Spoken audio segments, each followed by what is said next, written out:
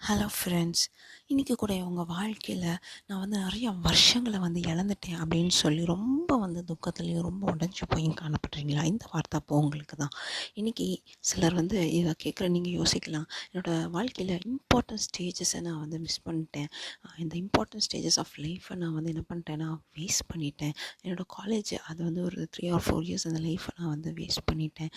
இல்லைனா எனக்கு அந்த அந்த இம்பார்ட்டன்ட் ஃபேஸ் ஆஃப் த லைஃப்பில் நான் ரொம்ப ஹெல்த்தில் சிக்கானதால் எனக்கு அந்த வருஷங்கள் வேஸ்ட்டாக போயிட்டு, இல்லைன்னா நான் பாவத்தில் நான் அடிமை ஆனதுனால நான் அந்த வாழ்க்கையை அந்த வருஷங்களை நான் இழந்து போயிட்டேன். நான் நண்பர்களோட அந்த நாட்கள் செலவிட்டதுனால அந்த வருஷங்கள் எனக்கு இன்றைக்கி வேஸ்ட்டாக போயிட்டு, எத்தனையோ முறை எங்கள் அப்பா அம்மா சொன்னாங்க, எத்தனையோ முறை என்னோடய எல்டர்ஸ் சொன்னாங்க. நான் கீழ்ப்படியாததுனால இன்றைக்கி அந்த வருஷத்தை நான் இழந்து நிற்கிறேன். இன்றைக்கி 2, 3 வருஷம் 4, 5 வருஷம் ஆனதுக்கப்புறம் இன்றைக்கி எனக்கு ஃபீல் ஆகுது, ஐயோ நான் அந்த வருஷங்களுக்கு நான் செவி கொடுக்காமல் போயிட்டேனே, ஐயோ நான் கீழ்ப்படியாமல் போயிட்டேனே, ஐயோ தேவன் இடத்துல எச்சரிச்சாரே அந்த வார்த்தைக்கு நான் செவி கொடுக்கலையே, ஐயோ நான் வேஸ்ட் பண்ணிட்டேனே இப்படின்னு சொல்லி கூட நீங்கள் கவலைப்பட்டுட்டு இருக்கலாம். இல்லை அப்படின்னா இன்னும் ஒரு சிலர் இருப்பாங்க, நான் இந்த காரியங்களை நான் ஜெபிச்சு தானே செய்தேன், அப்புறம் ஏன் இது வேஸ்ட்டாக போச்சு, அப்புறம் ஏன் இத்தனை வருஷங்களை நான் இந்த காரியத்துக்காக செலவு பண்ணி இன்றைக்கி வேஸ்ட்டாக போனேன், ஒரு வேளை என் தேவன் என்னை இந்த இடத்துக்கு தான் வழி நடத்தணுன்ட்டு இருந்தாருன்னா ஏன் இவ்வளவாய்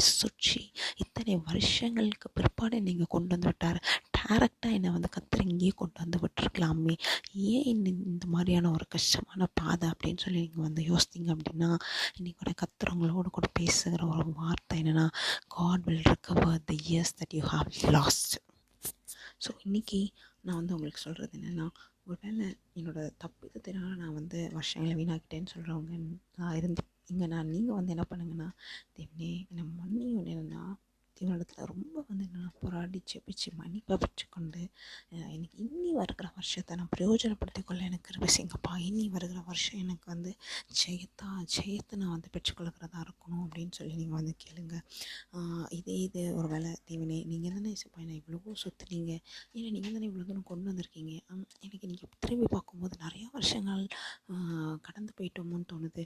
என்னை சுற்றிலும் தொடங்கின சிலரோட ஓட்டம் இன்றைக்கி ஜெயத்தில் இருக்குது, அவங்க சந்தோஷமாக வாழ்கிறாங்க. ஆனால் நான் இப்போ தான் என்னென்னா என்னோடய ஜேர்னியை நான் தொடங்கவே செய்கிறேன் அப்படின்னு ஒரு வேளை தேவனே நடத்தின பாதைகள் நிமித்தமாக நீங்கள் துக்கத்தில் இருக்கீங்கன்னா கவலையப்படாதீங்க, தேவன் தானே அதை நடத்தினார். ஸோ வரி பண்ணாதீங்க.